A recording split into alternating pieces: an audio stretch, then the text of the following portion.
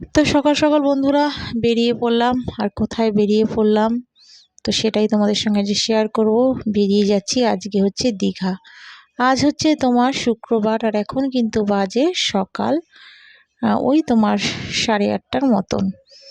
তো আগে থেকে কিন্তু ঠিক ছিল না, হঠাৎ করেই তোমার দীঘা যাব করছিলাম।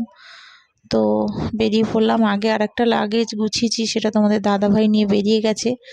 আর যাওয়ার সময়টাই তোমাদের সঙ্গে শুধু একটু শেয়ার করে নিলাম। আর দেখো গাড়িতে উঠে গেছি। তো ট্রেনের টিকিট কোথাও আর পাওয়া যায়নি। তো 3-4টে ফ্যামিলি আমরা যাচ্ছি দীঘায়। তো যে যার গাড়ি বুক করে তোমার আমরা কিন্তু বেরিয়ে যাচ্ছি। এই গাড়িটা হচ্ছে তোমাদের দাদাভাইয়ের এক বন্ধুর গাড়ি।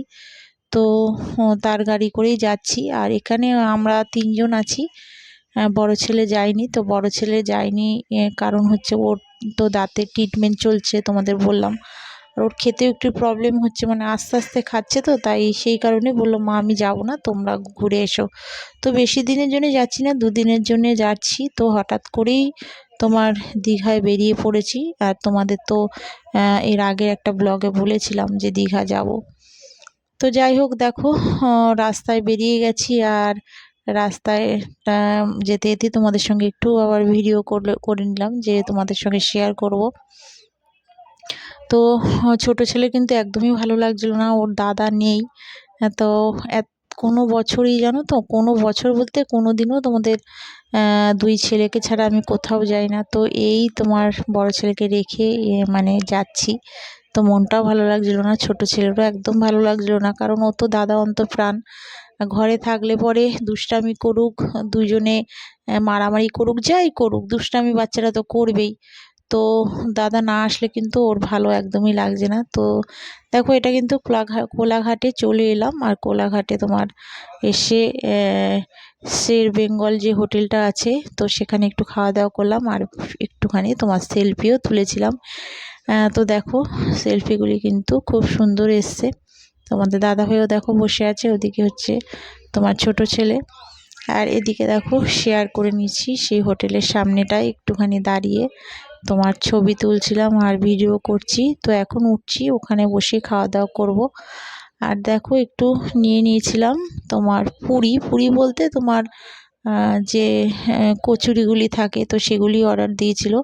আর এটা হচ্ছে ঘুগনি, একটু দিয়ে দিয়েছিল পেঁয়াজ। তো খাওয়া দাওয়ার পরে দেখো চলে এসেছি একটু বাইরেটা, এরকম দোলনার মতন সব ছিল।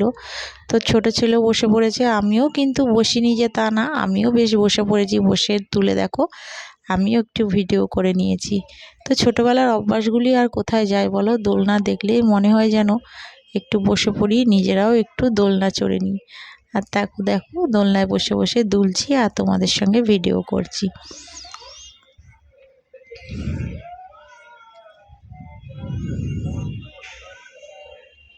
তোমাদের দাদাভাই খাচ্ছে, ওরা খাচ্ছিল। তো আমি বসে এখানে একটুখানি ছবি টবি তুলে নিলাম। তো খাওয়া দাওয়া হয়ে গেলে আবার দেখো বেরিয়ে পড়বো। এই গাড়িটা করেই আমরা দীঘায় যাচ্ছিলাম। আর এই দেখো চলে এলাম দীঘা।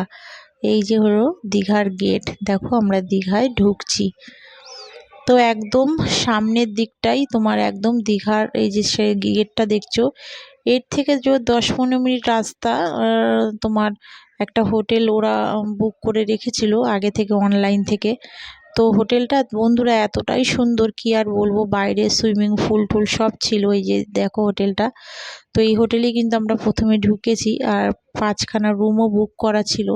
তো ভেতরটা ঢুকেছিলাম, বেশ খারাপ না, কিন্তু বাথরুমগুলি এতটাই নোংরা, মানে কি বলবো। দেখো বাইরেটা দেখো, সুইমিং পুল, বাচ্চাদের স্নান করার জায়গা, ওদিকে দেখো বড় পুলও রয়েছে।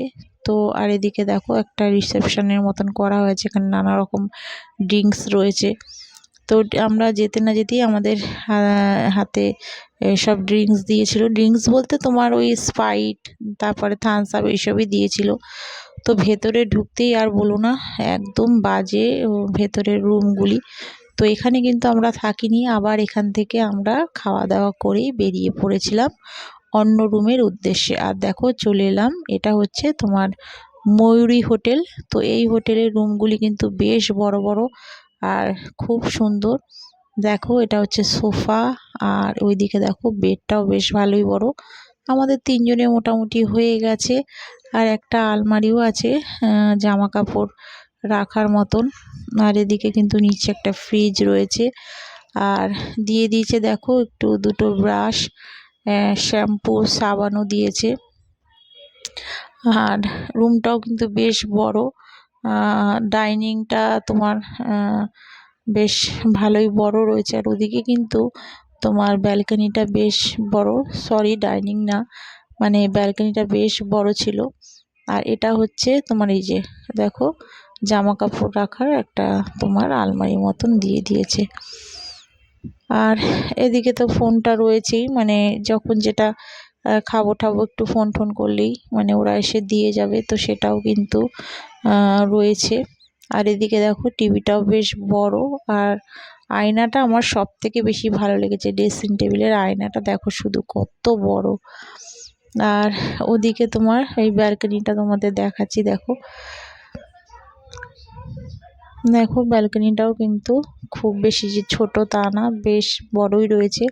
সামনেও অনেক বিল্ডিং, সব রুমেই লোক রয়েছে। আর বাথরুমটাও খুব বেশি ছোট না, ভালোই। তো এই রুমটাতেই আমরা থাকবো দুদিন। তো চলো বন্ধুরা, আজকের মতো কিন্তু ব্লগটা এখানেই শেষ করলাম। তোমরা সব ভালো থেকো, সুস্থ থেকো। আবার দেখা হচ্ছে আগামীকাল একটা নতুন ব্লগের সাথে। আর যদি আমার ব্লগটা ভালো লেগে থাকে তো প্লিজ একটা লাইক, সাবস্ক্রাইব করে আমার পাশে থেকো। যতটুকু পারলাম শেয়ার করলাম, তোমরা একটু দেখে নিও। আর একটু উল্টোপাল্টা সময় তোমার ব্লগগুলি ছাড়া হয়ে যাচ্ছে, কারণ এখানে নেটের খুব প্রবলেম। তো যেই সময় ছাড়ছি সেই সময় না, মানে হচ্ছে না, অন্য সময় চলে যাচ্ছে।